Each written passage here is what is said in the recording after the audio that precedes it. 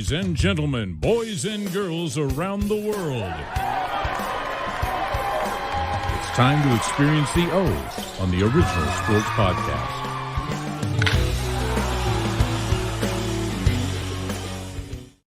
Fellas. Hey, happy 4th of July to you all. Freedom, independence, fireworks, hot dogs, apple pie. Am I missing anything? I don't think so. On this episode, we're going to celebrate our nation's official freedom from Britain's rule. Well, over 200 years ago, at least. We're going to talk about a whole rack of stuff that's going on in sports over the last few weeks. Last week's episode was all about the CEO of the PLL, Premier Lacrosse League. Hopefully people caught that. It was great that Mike was able to take some time out of his schedule and sit down and talk with T-Siz and I. So what's that I hear? Oh, that's a can. Sizzle, is that you opening a can? No. Oh, someone's ready to start this thing. Let's get this rolling. Let's get – what? You still in Florida, though? Yeah, it's about happy hour here. You know, the Villages, Central Florida, they got the 2-for-1 special at 5 o'clock. Let's get this ball rolling. Did old folks down there. Yeah. Right?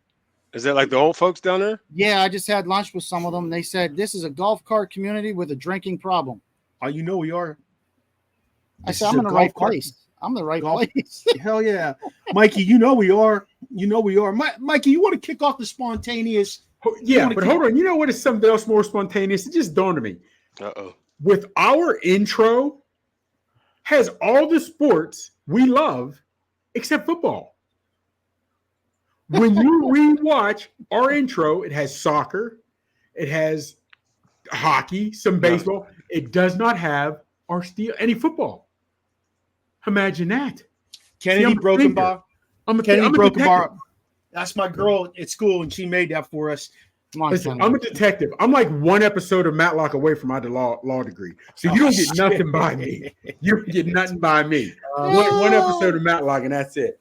All right, folks, here we go as we get ready for this 4th of July. Real quick, as we start, before we get into it. No, we'll get into that menus a little bit later. So my spontaneous was, a couple week or two ago, your boy Reggie Jackson. We all saw it, but we didn't speak on it.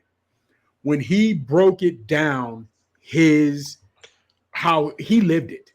You know, everybody else, and a lot of us were looking at it as honoring and wanted to bring up good memories and how it all started, how it all began. He gave us a reality check, quick, fast, and in a hurry, without question. What was your reaction, everyone, to that? And I'd like Sheen to go last because he was there. He was in the building, so to speak. So I'd like to know what the atmosphere was like after it was all said and done. So what were your takes on it, fellas? My take, like you say, Chops, we're going to keep it 100. And he did. He didn't come out and sugarcoat it. He did not say, well, we're here to honor whatever. He said, I was almost in a tree because I was about to kick someone's ass. And he kept it real, and I appreciate it. Like we do on the show here, we keep it real. And he didn't say the N-word. When he said it in different, that's when you knew, and I'm glad nobody turned his mic off and let him have that moment. Because again, regardless of how many strides we need to, fellas, real quick, think about this. Whenever you see a picture, go back to real quick in Boston, when they had the busing situation, there's a picture of a high school student taking a flag and trying to do with the American flag, trying to stab a black lawyer. It's in black and white. A lot of times when they show you Martin Luther King, they show you in black and white. And they do that because it makes you think of an old time, old time. But that's not that long ago. When you think about it, when you start to see a picture that's in black and white, you always think it's old. That's why they don't want to show those pictures in color. And to me, that was what Reggie Jackson did. He put that in color. He brought it to light. And I like how A-Rod asked the question, I think. Yeah. He thought he was throwing him a softball thinking, oh, we're going to get some, whatever. He did. And he just, bam. Yeah. He didn't know. He was like, oh, thanks for sharing. He didn't know how to respond. What you got, Barber? It almost brought me to tears listening to that story. Like, I hate it bothers me because of this color of your skin, you get treated differently. That really bugs me. It bugs the shit out of me. You guys know me well enough to know the kind of person I am. And I have a rough exterior a lot of the time, but that really bothers me. Like, I wasn't raised like that. And you know, my grandmother was a kind, loving person. My parents, all my relatives, I wasn't raised like that. And that hurts me to see another human being get treated like garbage. And it wasn't called for, and it never should be called for. And to continue to talk about it in 2024 is painful to me. Like, it's really painful to me to have that discussion, to listen to Nate talk on our show a few weeks ago. You know, Coach Lou, he's a very emotional guy as well. And to see the emotion in his face, and I know him, and we've had these candid conversations when he taught with me in his classroom. It bothers me. It does. I have a hard time with that. I'm glad Reggie put his cards on the table. He didn't sugarcoat anything. I'm glad everybody sat there and listened to what he had to say.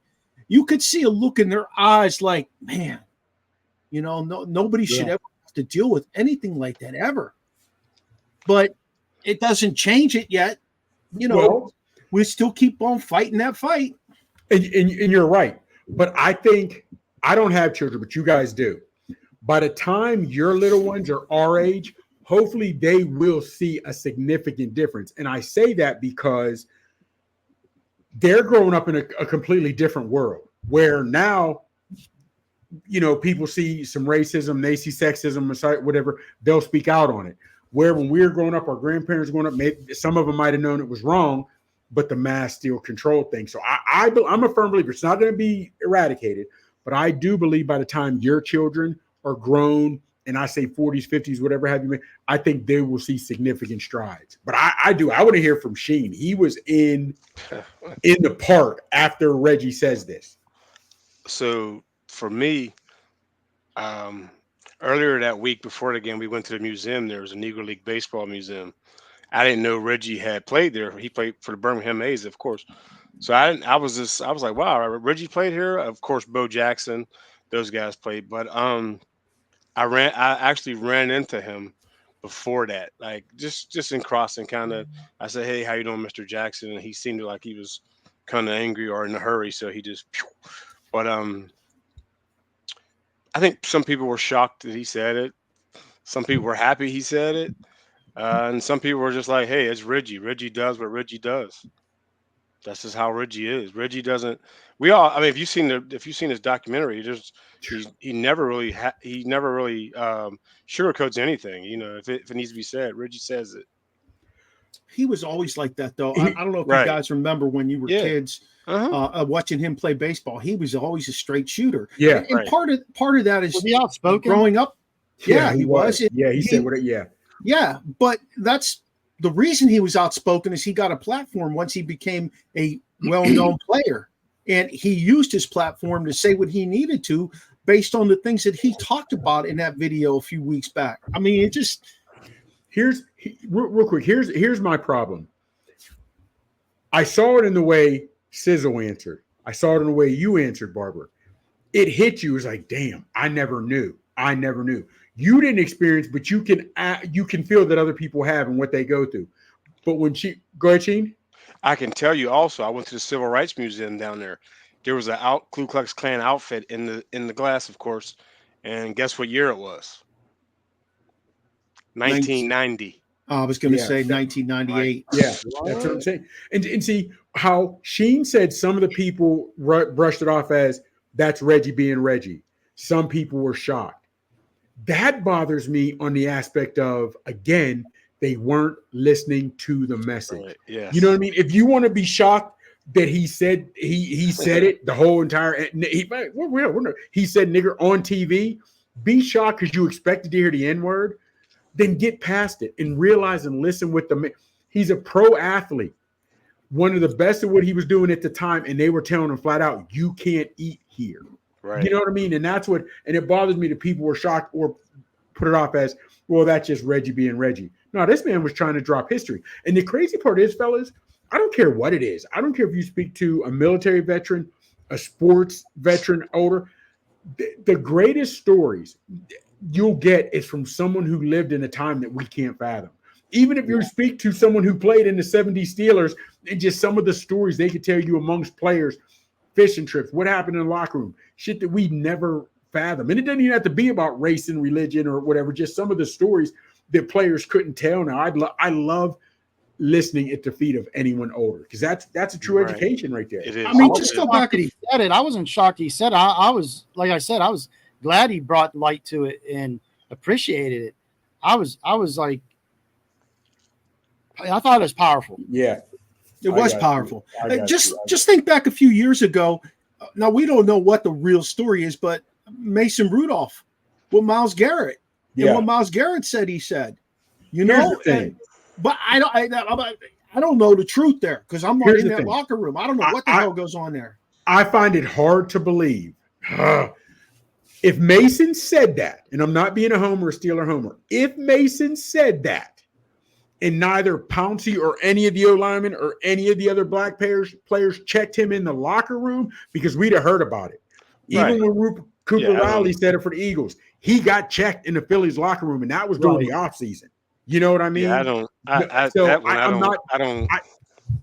not saying he didn't say it, but I find it hard to believe he said it right there. I find it hard to believe. That's me. Yeah. But I mean, that's just an example. And if Myles Garrett used his status to cast a dark shadow over racism based on that situation, shame on him. You're right. But think about this. The worst thing you can do is swing a helmet. Seriously, on the field, the worst thing you can do is someone to swing a helmet. You can hurt someone swinging a helmet. So think about this. No matter how much trouble I'm in, if I'm retaliating, if I claim the race card or I claim homophobia, or if a woman were to claim you raped me, whatever have you, that'll change the story from what I did real quick and fast in a hurry. I'm just, again. And I think that's what it was. Yeah, man. That's kind of always the go-to when something like that kind of happens. That's come on, yeah. We do that with our government. When we know something's coming down the road, they throw something else out there that. Yeah. We don't want to get deep into it. What's yours, Sizzles? What's your real quick? Oh, hey.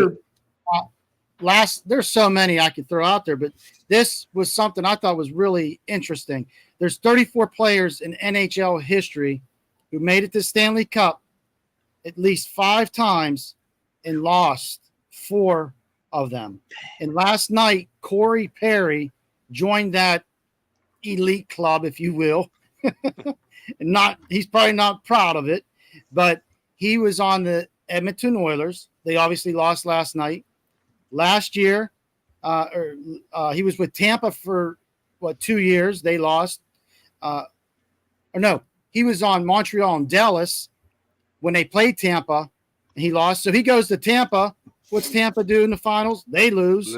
So he's lost 4, I think, out of the last 5 years in the Stanley Cup.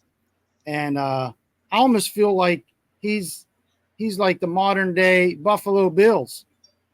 What do you guys think about that? How old is Perry?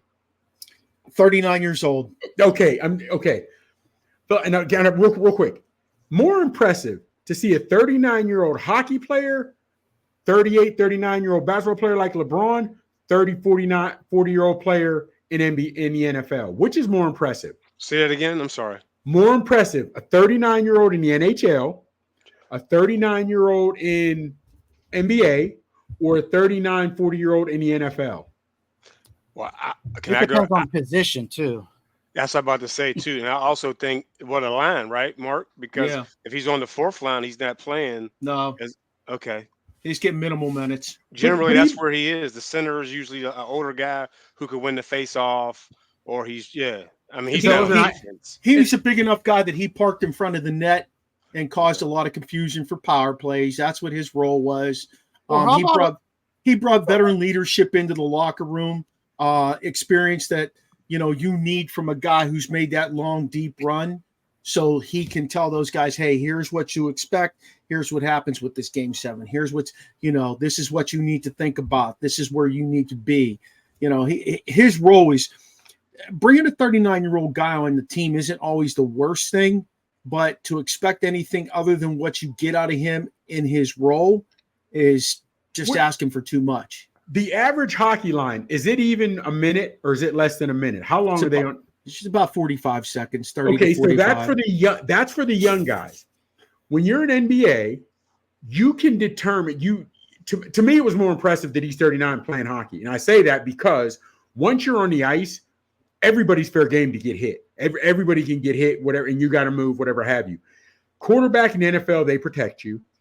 Braun, you can sit out, or I'll just stay away from the ball. I don't have to go in the paint. I thought it was more impressive that he was 39 playing the NHL. Only because, again, even the young guys are still maybe going 45 seconds to a minute on a line. I understand he might not be getting a lot of time, but to me that was most impressive because anybody can catch a body check or a hip check in hockey. You may not get as many as certain, but I thought it was more impressive. Most impressive these days for me is 49 waking up with no kinks and crooks in the back and not sore like I just got beat up over at night in my dreams or something. Yeah, there you go. He's working out, but that is impressive. You know, Chops, there's been guys as old as 42 playing in the NHL. You know, I mean, it's a different. Most guys have a different mentality, and most of those guys are Canadian, and they're raised differently. This is their game. Last night, T-Siz, or the other night when we were watching the finals, a couple of nights ago, a week ago, whatever, T-Siz is putting out there the amount of viewers for the NBA finals, the amount of viewers for the NHL finals. You can't compare those because my question in our text group was, how many people in Canada are watching this shit? Every person in Canada was tuned into that game. That's millions and millions of people.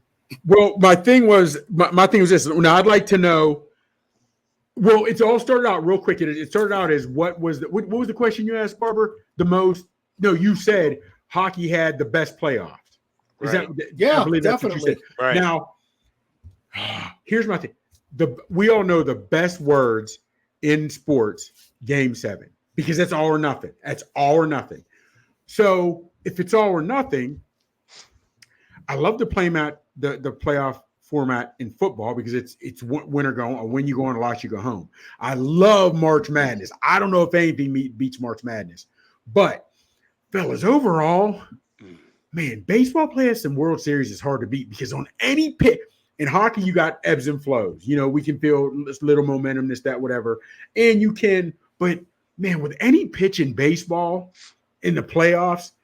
And I don't watch much baseball until playoffs. So it's hard for me to say, but I do. That had me think last night. I wasn't so quick to say yes like you and Sheen, but that'd be an interesting. I'd like to put that on our Facebook post, on our post. Let fans vote on that. What do they think? We can do that. Hey, here's the thing about baseball and hockey. Baseball can trot a guy out who pitched the day before just to throw 3 outs if he's the best pitcher on the staff to put it away. In hockey, every guy on that bench is playing every game unless he gets hurt.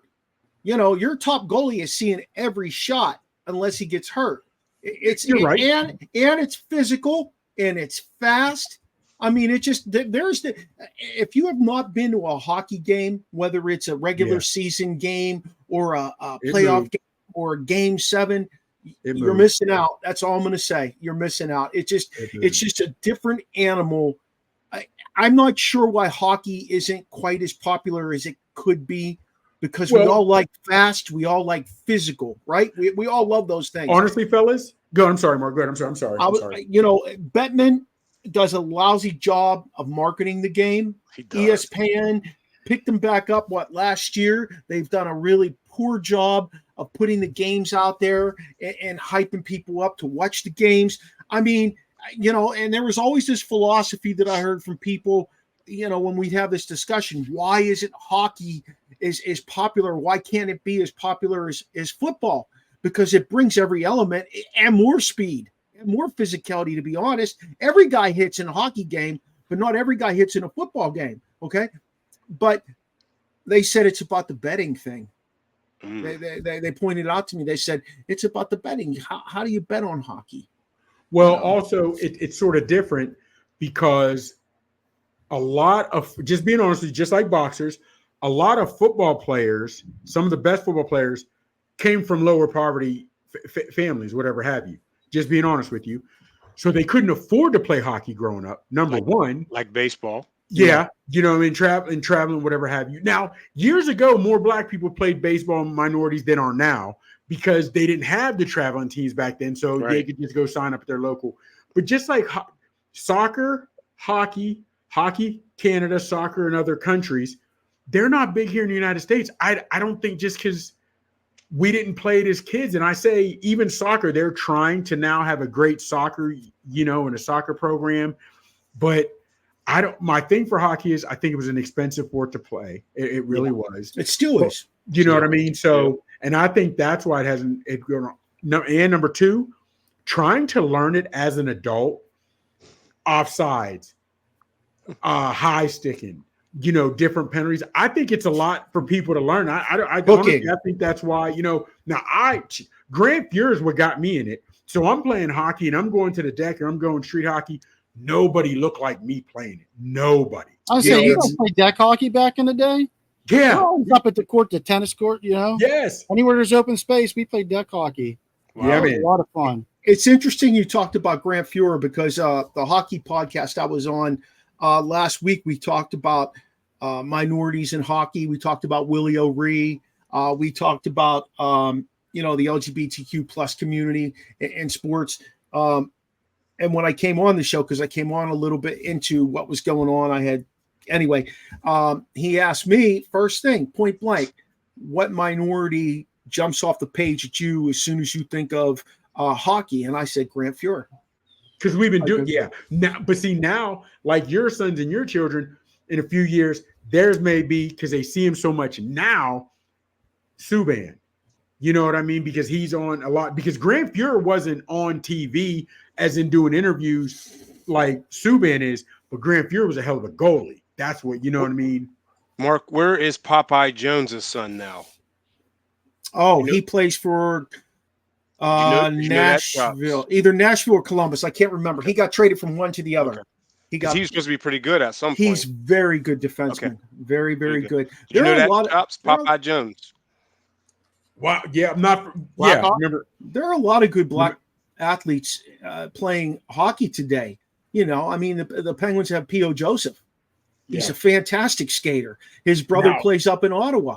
I could list 10 guys to you that are fantastic hockey players that are black hockey players. We know about Jackie Robinson and what he had to go through. Could you just imagine, just being honest, fellas, what the first black person ever played hockey? Willie O'Ree. Willie O'Ree. I mean, I just couldn't imagine what he had to go through. But, but that hit us up with your next one. Yeah, who we got? Sheen, Barber, who we got? Oh, it's me. Mine is all about the hot dog eating contest. I went the 4th of July route, fellas. Who was it? Kobayashi? No. Kobayashi, yeah, man. Yeah, but one of the two. It's either him or Joey Chestnut. They said, no more, man. Joey Chestnut. Yeah, he said, no, you ain't doing it because you're eating somebody else's hot dogs. Yes, but the crazy part is he's with Impossible Meat. That's who it is. It's not even real. But nobody else has signed him. How can you? What do you mean? You're not letting him compete this year? No, not in the hot dog eating contest. Why not? But he and Kobayashi are doing it on their own, just them two. Kobayashi is, I don't know their ages. I think Chestnut is late 30s, mid to late 30s. Don't know how old Kobayashi is, but he's past his prime. Fellas, I don't know. It was a documentary I watched years ago. Crazy Legs Conti, Eater X, The Black Widow. There's all kinds. Wasn't she a pool player though? Well, she is, and there's also a eater, fellas. I know if you were to look at some of their records, one dude Michael Constant, I can't think of his name. He ate like 7 pounds of butter in 3 minutes. Ooh, yes. Some of the records they have in eating is crazy. And would you guys like to attempt, maybe not, of course, Nathan's, even if it was something local, would you like to try the hot dog eating contest? No. I don't like hot dogs like that. 10 Well, minutes. even if it was chicken tenders. How about chicken wings? I can punish some wings. Yeah, you say that. You have no, fellas. When I watch this documentary on these guys, what they do to actually train, train 40s, it's ridiculous. Hey, it's I just crazy. had 3 plates of salad at the Ruby Tuesday salad bar. I'm full. And they say because lettuce stretches the stomach. I'm like, what, fellas? If you can ever read up a documentary and find out about these eaters, it's crazy. And the crazy thing is, none of the best ones are big guys. None of them are big guys. Hey, I got to tell you a quick story then. There was this guy that used to coach with me. His name was Mike Denny. Rashene and Terry both know Mike Denny. Mike Denny, he's one of the craziest son of bitches I ever met, Chops. You'd love this guy. He played football in Delaware. So the first night ever, he was on my staff at Rockville. The first night we ever had workouts, we stopped at this place that was having a wing night. And we got something to eat. I offered to buy him a beer. He doesn't drink because he used to drink heavy, and he just blew a joint up and he stopped drinking after that. He just like went crazy. Anyway, I said, what are you getting to eat? He said, oh, it's wing night here. Let me get 50 wings. I said, oh, are we going to share those? You know, what are we going to do? He's like, no, those are my wings. Dude ate 50 wings. Dude ate 50 wings. Denny ate 50 wings. How big is he? He's probably like 6'2", 220. Yeah. Jeez, that's crazy. Yeah. That's crazy. And this is a guy who, like, his body was his temple. You know, he'd eat tuna fish before he went to bed. He taught us all about psyllium husk and how it, you know, how that cleanses your system. Like his body is a temple, but boy, when he would eat, man, he could eat 50 wings. I never saw anything like it. I'm sitting there, I'm like, God dang, you know, here I am getting like 15 of them. He's pounding 50 down. That's crazy. That's crazy. Besides wings, what could one of you guys eat a whole shit ton of? Honestly, Swedish meatballs. That's a lie. I don't even have to be Swedish meatballs. Love them. Swedish meatballs. I used to love going to Sun's Italy and their meatballs. Love them. Love them. The Suns. Let's move on. Miss BB used to make her pork, beef, and Lou. The pork in the veal, the pork. Oh, shrimps with Old Bay. Oh, shrimps with Old Bay, man. That's what you could crush. The shrimp store called and said they're running out of shrimp.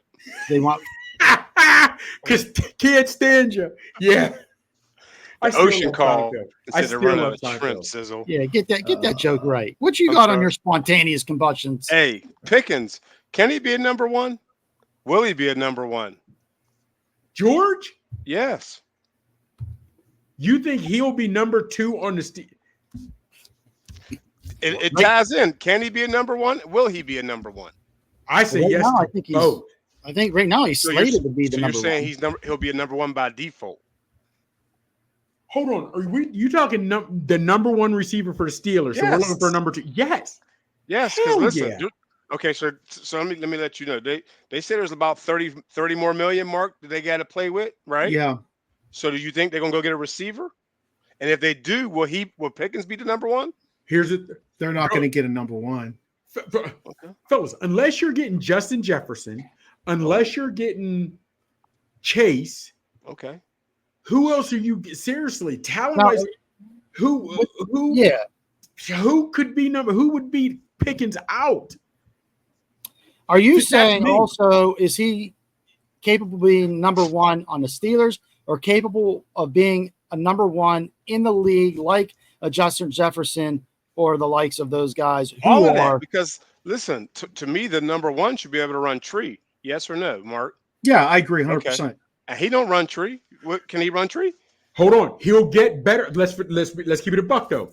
I don't think the Steelers wide receiver core has ever had proper tutelage because we've had great receivers. Hold on. Even AB was a hell of a talent, but you didn't say he was a great route runner. I didn't think AB was a great route runner. Oh, he was hard nosed. Hold on. Let me tell you something, Chops. Hold on, let me tell you why he was a great route runner, Chops. Because he ran a 4.640.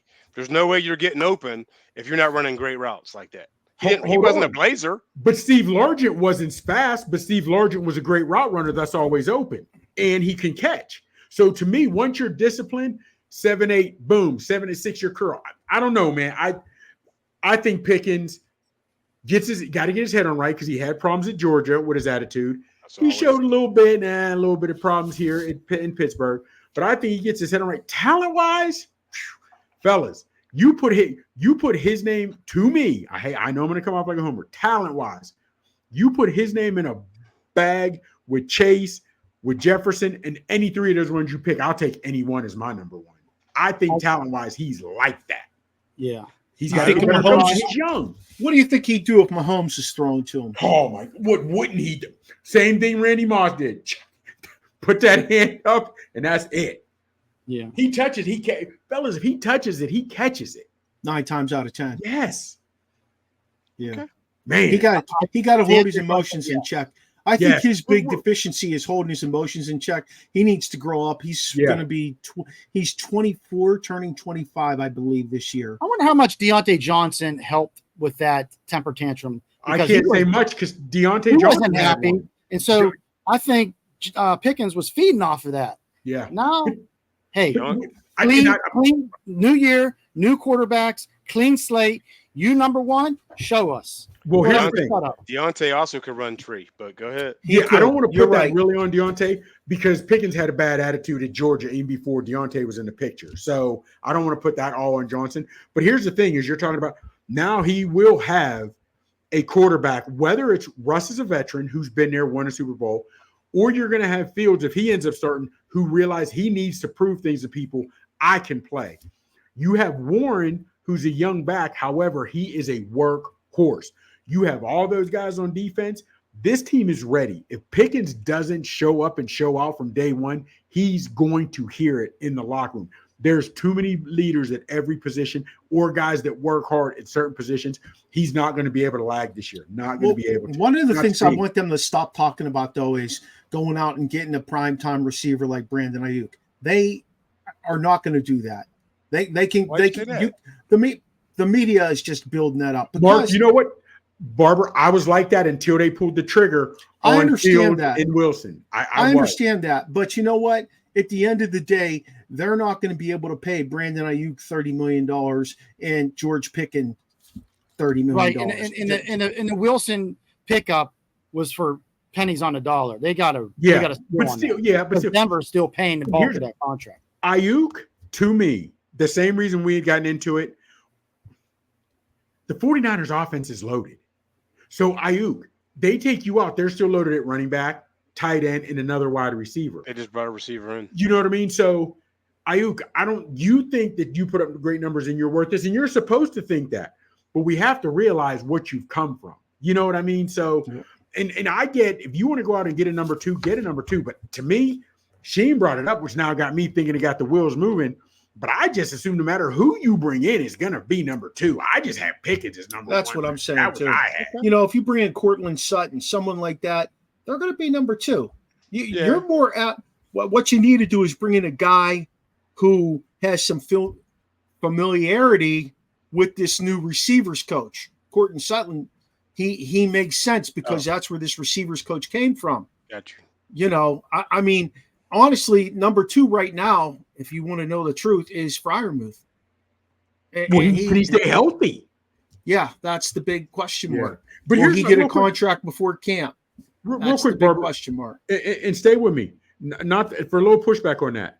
Seeing that we have a new coordinator, new quarterbacks, everybody's learning a new position. Everybody's learning a new offense. So regardless of what receiver you bring in to be number two, they're all learning something new. You know what I mean? Now, I do agree with you much on Freiermuth being number two if he can stay healthy, or whoever the tight end is going to be, and possibly the slot, only because with Arthur Smith's run first offense, I think those little dink and dunks to a tight end or a crossing route on your slot will be good. But once you put 8 guys in the box, I think Pickens can show out this year, fellas. I really do. I'm excited, and I think he is number one. To answer your question, Sheen, yes, he can be Steelers number one. Yes, he should be number one, and he should be a Pro Bowler this year. Pro Bowler, if not a Pro Bowler. All right. Interesting. Hype. Interesting. I'm ready. Fellas, I'm ready. Great spontaneous reaction. But let's keep it rolling. JJ Redick to the Lakers.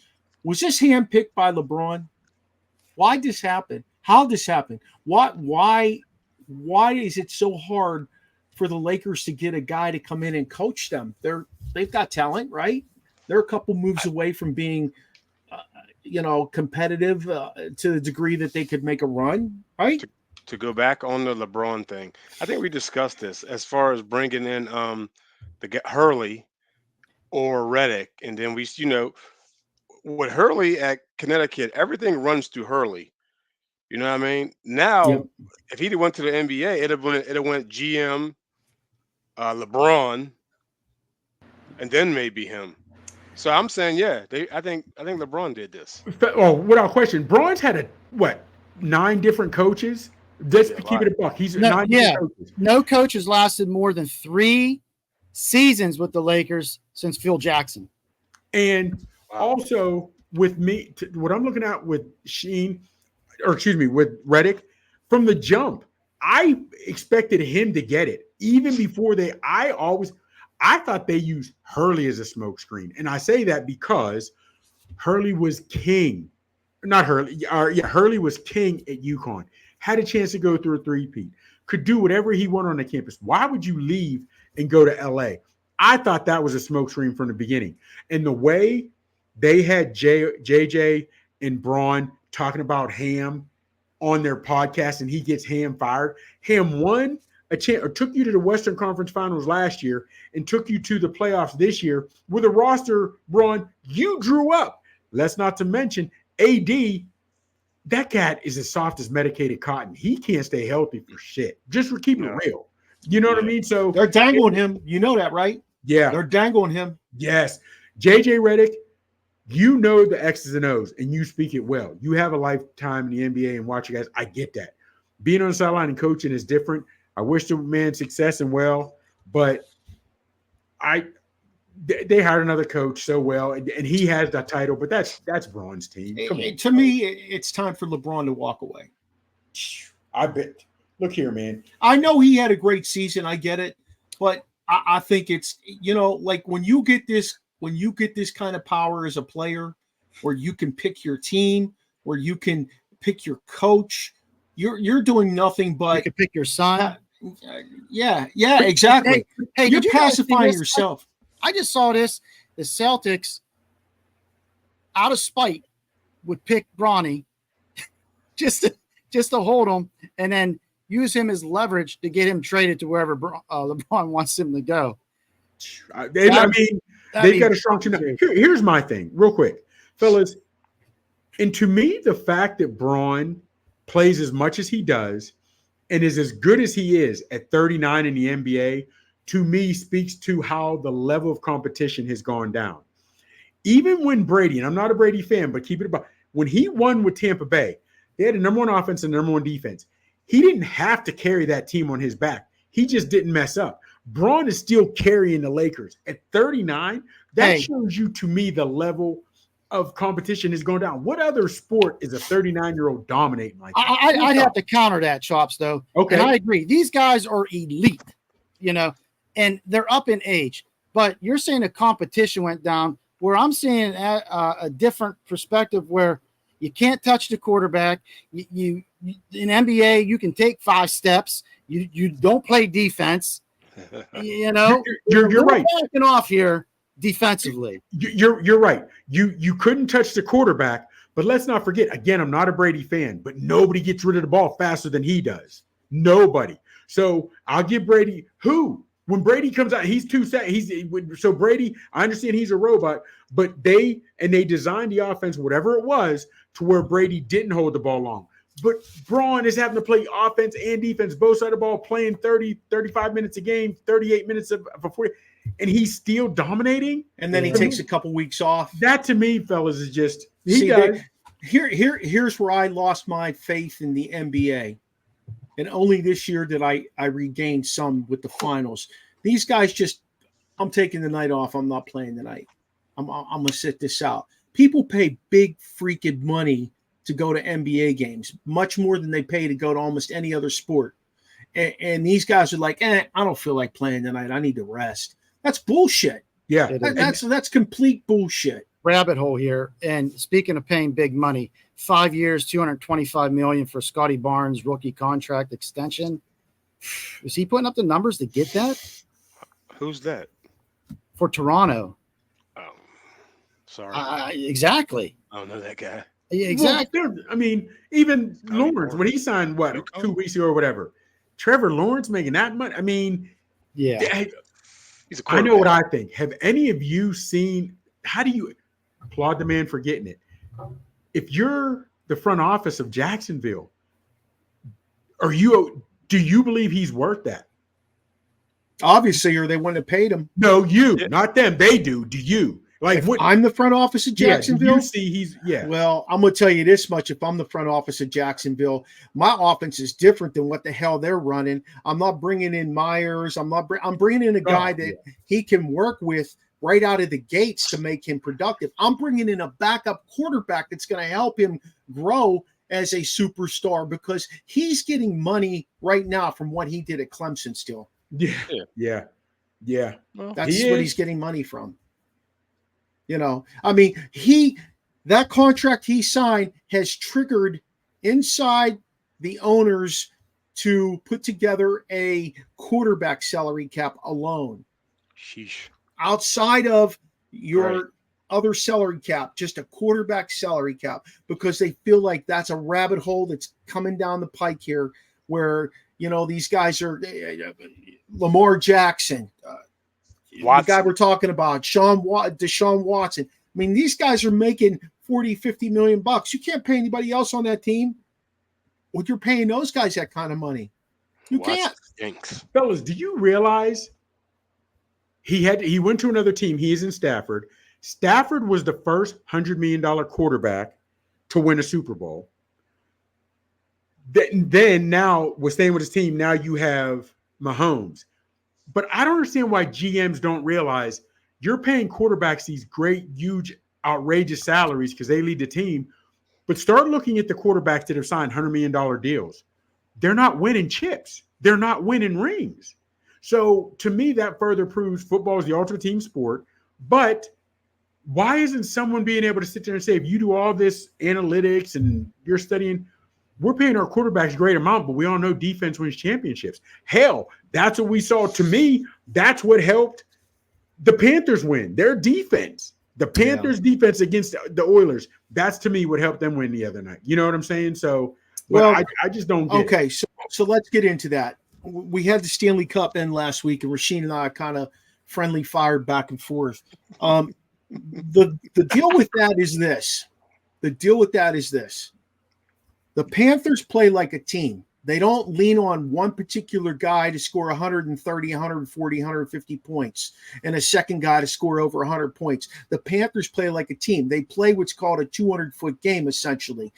The defensemen don't go over the blue line unless there's a surefire winger who's going to come back and recover for them and play defense. And that's what's the difference between Florida and Edmonton. And until they're superstars who are fantastic hockey players, until they start getting the guys to play that 200-foot game, it makes it really difficult for a team like Edmonton who leans on those couple of guys to win the Stanley Cup. It just does. I mean, there's no other way of looking at it. Yeah. Back in the day, and Rashene threw Lemieux's name out at me. When Lemieux played back in the day and he got to the playoffs, maybe not so much in regular season. I see what you mean by that. But when Lemieux got to the playoffs, man, he was a 200-foot player. He played both ends of the height. He would go down in the corner, get the puck, help out his defenseman. You only got 5 guys on the ice at either end. Everybody has got to play in order for it to be successful. So, okay, you're right. He would go get the puck, but he didn't. I don't remember Lemieux being grimy with it. I don't remember Gretzky being grimy when it comes to playing defense and getting in there. They didn't have to. And that, yeah, you're right. There you go. In that defense, that's what I was going to say. They didn't have to be. And fellas, and it is a different time now. we're on the aspect of we always had enforcers, and guys that were there to protect the stars. But now when you have the Connor or you got Draisaitl who are known for their offense, those guys are like, I ain't playing defense. You know what I mean? Just on. We've got guys like that. And that's why they don't. That's true because listen, Luka can shoot the ball all day. Luka doesn't play defense. You know what I'm saying? And that's why they didn't win. To go with what he said. If Draisaitl, if you ain't gonna score, you might want to come play some defense. And he couldn't, work. I knew he was having a bad series, but until you hooked up, I didn't realize he was scoreless in the entire series. That's the thing about that's crazy. And that's the thing about scoreless. Guys like not scoreless. He had assists. He didn't have any goals. No goals. Hey, how many points did McDavid have the last two games? 0, but he Nothing. had 40. He had 42 in the whole playoffs. Yeah. Sometimes you play soft teams and you can rack them up. But I'm sorry. So sometimes you play some soft teams. There's a lot of teams in there in the playoffs. All you can do is play who's in front of you. In that instance, Chops, he's right, because one thing about Mario Lemieux was when them lights came on in the playoffs, it was going. Yeah, and if you put a soft team in front of them, I'm gonna rack up and get points. Oh, it didn't matter for Mario. Mark, you had pulling. You sort of got upset that he won. What was it? The Conn Smythe. I was furious. But hold on. But here's the thing, Barbara. Here's the thing. It goes for the most outstanding player in the entire playoffs. And when you think about it, what Gretzky twice and Lemieux are the only guys who had more points than him in an entire series. Fellas, Gretzky and Lemieux, that's Mount Rushmore of hockey. How do you give it to anybody else? I know we'd like to see it for someone on a winning team, but if you go the entire series, I know we played some tough teams, but let's go back to what Rashene was saying, though. Let's take a small step back. You got it. Rashene was talking about how when the lights went on, nothing was slowing Mario down. Okay, those guys played during a time that you would get grabbed, punched, pulled in open ice, and there were no penalties. McDavid's not dealing with that. He does not deal with that. No, he doesn't put himself in a situation to get hit, let alone get grabbed or pulled down. I mean, it's insane. But that's the area. I think he's a very, very talented young man. Okay, he's 27 years old. Sorry, go. I was going to say, I think he's a very talented young man. He's 27 years old. He's done amazing things on the offensive side of it.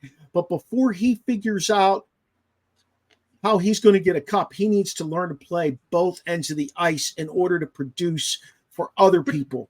Hockey is a team game, my man. It's a team game. It is between hockey and football. He's not putting himself.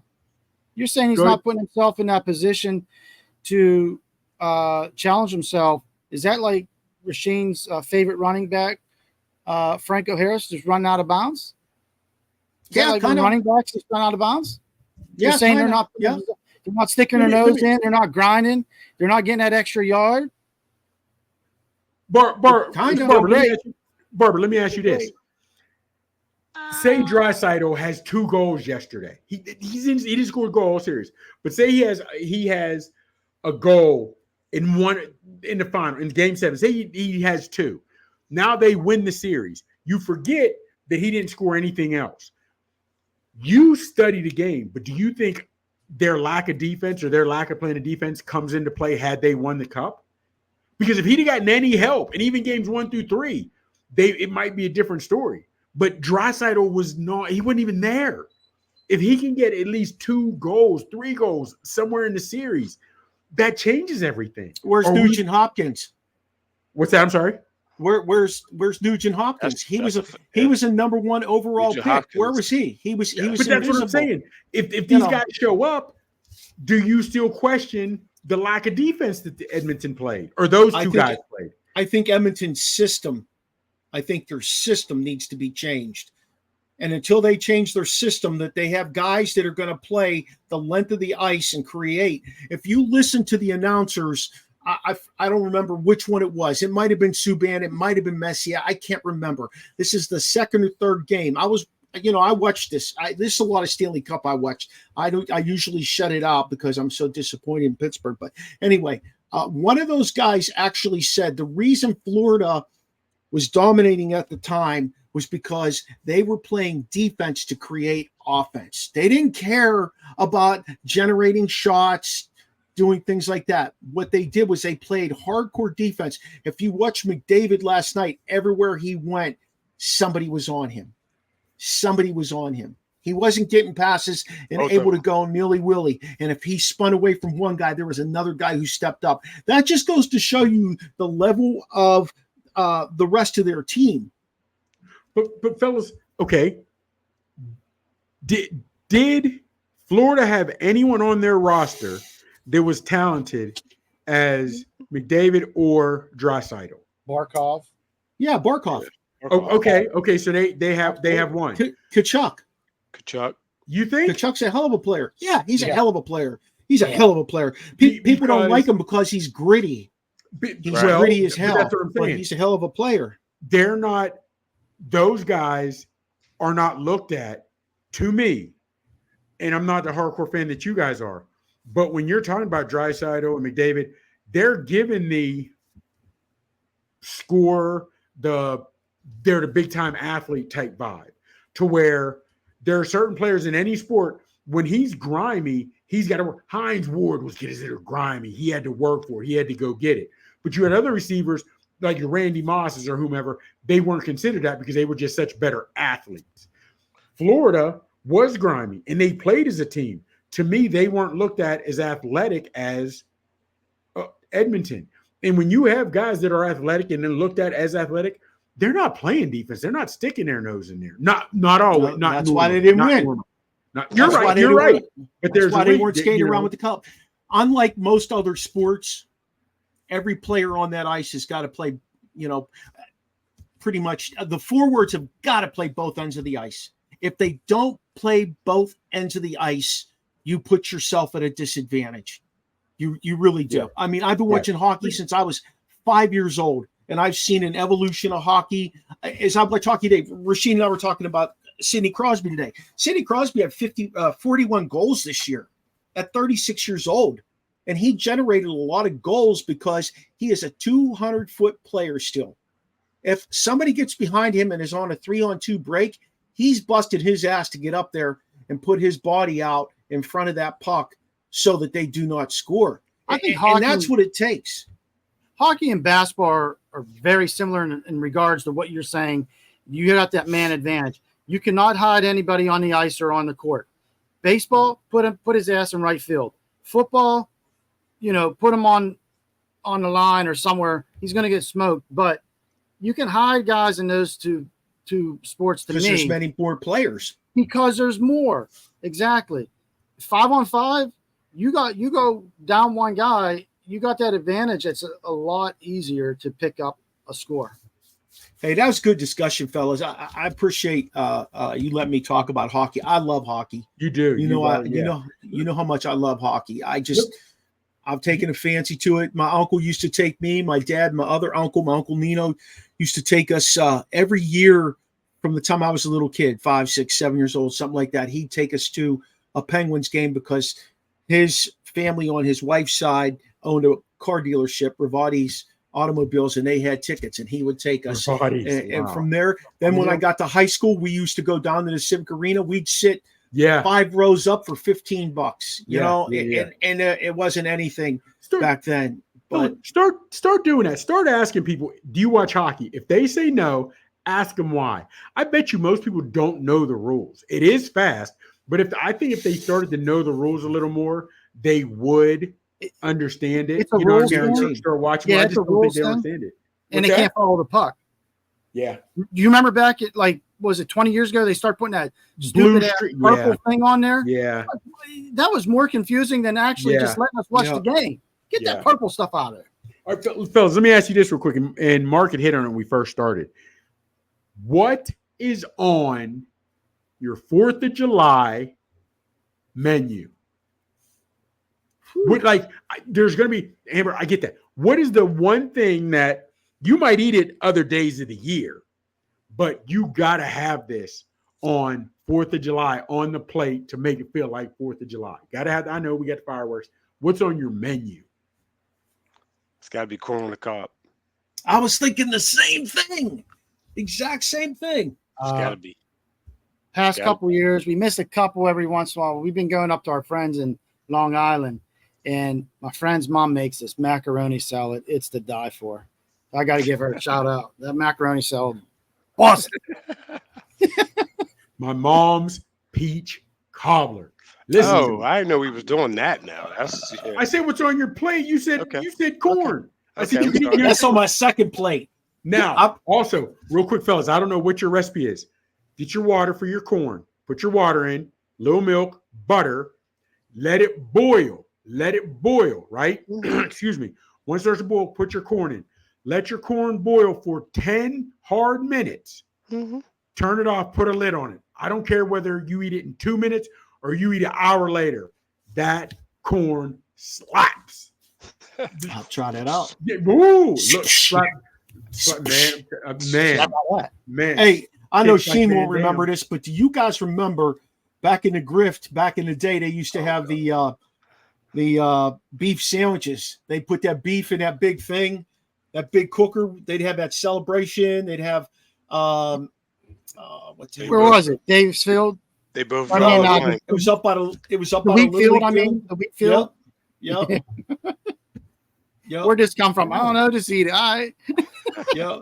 They used to get Rashene. They used to get a big thing of beef, and they put it in this this cooker, and it would be in there for like 24 hours. And people kept guard on that shit. The firemen were in charge of it. They kept guard on that thing, and then you got free beef sandwiches.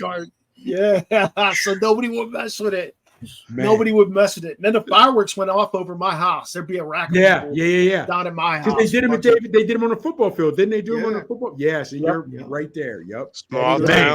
Small town living, baby. Remember ethnic days? Oh yeah. Back then, remember we could buy tickets. We couldn't buy them, but we get tickets. You got a ticket for $1, you get a beer. We're 12, 13 years old, walking around holding beer. Back then. Come on, man! We're in the 80s. Nobody was yelling. Man, it was they had all the ethnic days. They had all your booths set up. Man, eat like a rat in a cheese factory. Hey, did you ever go to Morning Sun? Down in EV. It was like some dude's house. He had a bar in it. No, you go in the front door, come in the back door. It was like somebody's house. It was like in the middle of the street. A little speakeasy. Morning Sun. They used to call it. Yeah. Liquor house. Man, there was nothing like that. Yeah. Ethnic days. We'd hit that up on 4th of July too. You know, when we were young bucks.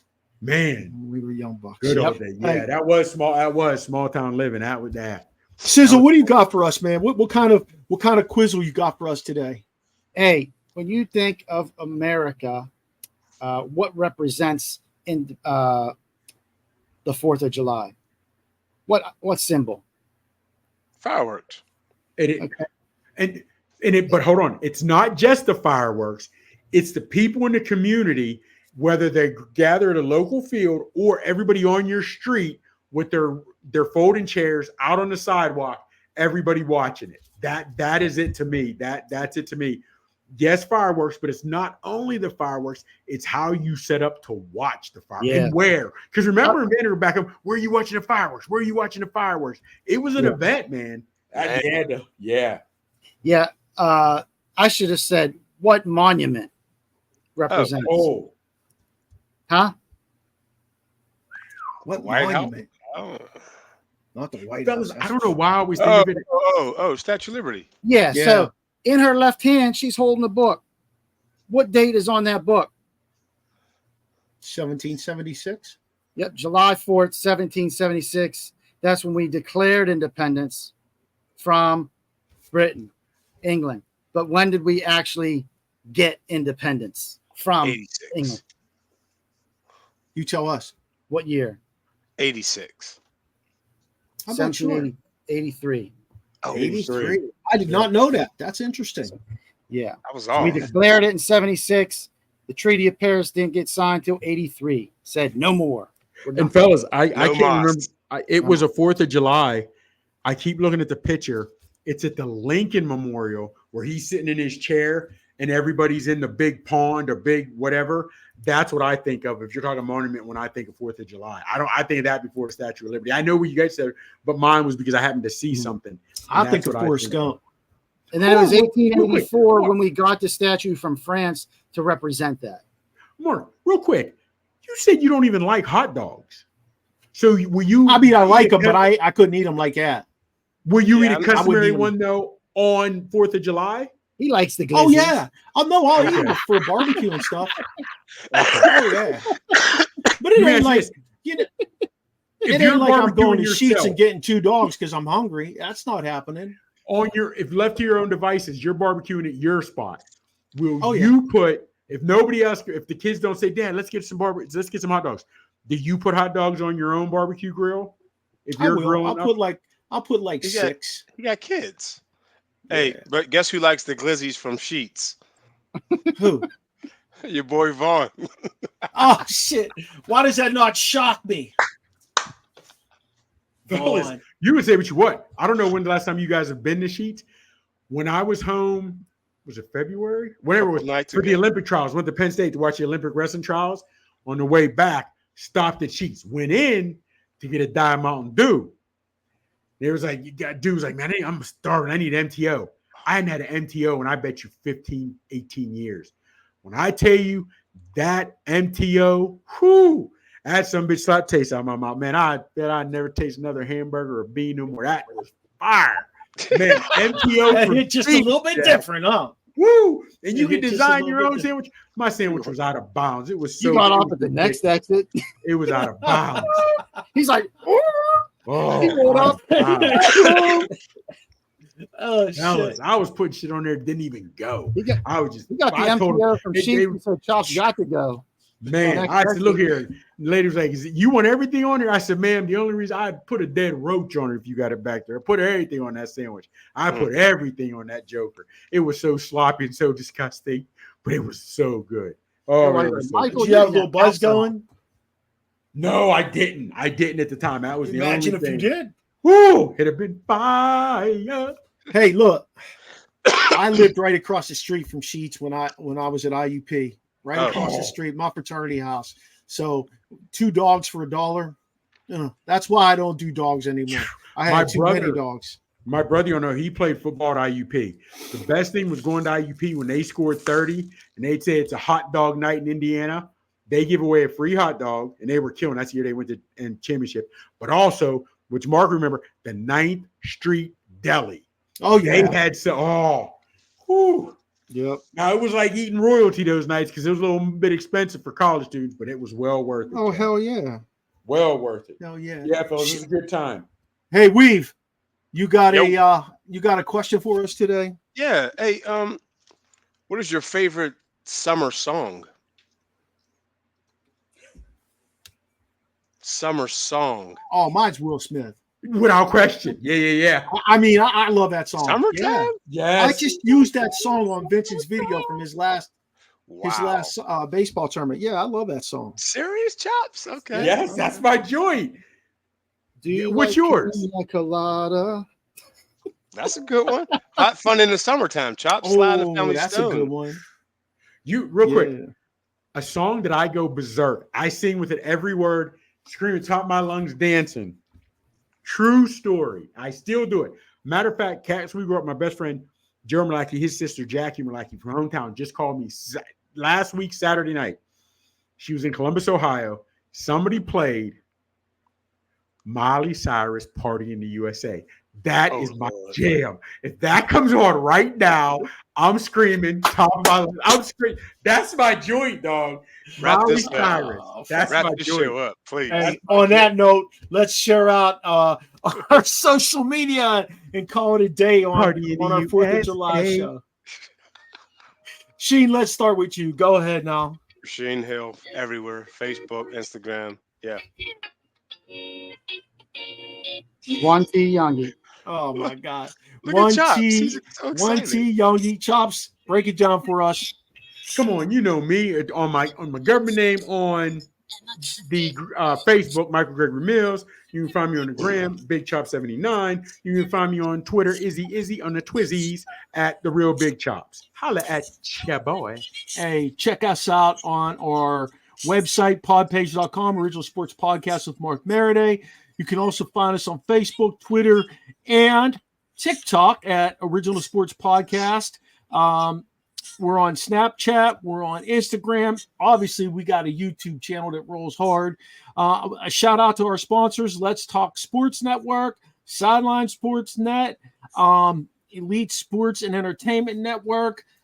Peak One Sports is our newest network that we have been picked up by, along with Manning Media, you guys. So we've got a whole rack of stuff going on. Check us out on Tuesday nights. Our Roku show is on from 9 to 10 on ESEN. Feel free to email us at originalsportspodcast@gmail.com. Shout out to Steve Medley, who does our voice intro, Charlie Hodgson, our music guy for our intro and outro. Join us next week when we talk to Michael Vrasic from Callaway Golf. Talk about players, talk about clubs, talk about courses on the Original Sports Podcast.